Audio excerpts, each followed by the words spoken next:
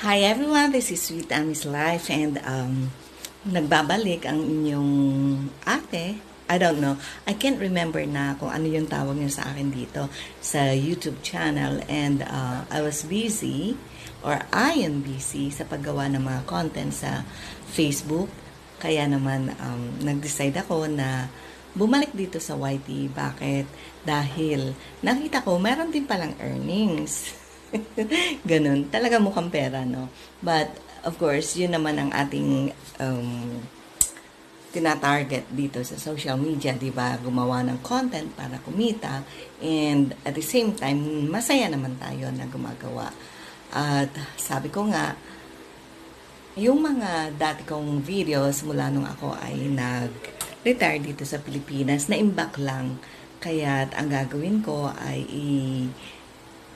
i-edit ko yung mga yon, i-upload ko, and then, after na ma-upload ko yung mga old videos na yon, mag-i-start tayo ng panibagong mga palabas dito sa YouTube channel. And I hope na nandyan pa rin yung aking mga subscribers at sana ma-hit natin yung mga viral shorts, kahit shorts man lang, para hindi tayo mahirapan na magkaroon ng maraming mga subscribers tulad ni Miss Lina O. Shout out pala sa iyo and congratulations sa pagkakaroon mo ng silver button na plaque.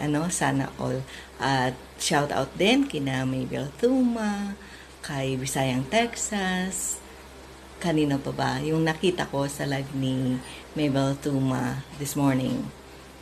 Visayang Texas and si Wonder Z, si Luth K. Meron pang isa, si Marlin's Project, Lola Lisa Vlog. Sila yung mga kasama ko sa aming GC, mga taga USA.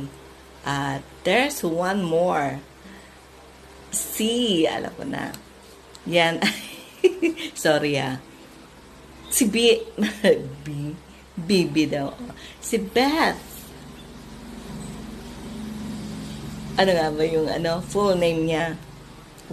Beth White, ayun. Alam nyo, yun yung nangyari sa akin. Sa pagtanda ko, ilang taon na tayo sa YouTube.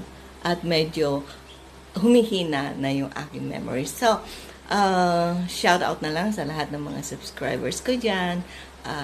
Maybe one day, makikilala ko kayo ulit. Nag-ulya din ang ate niya. So, maraming salamat sa inyong panonood and God bless us all. Bye!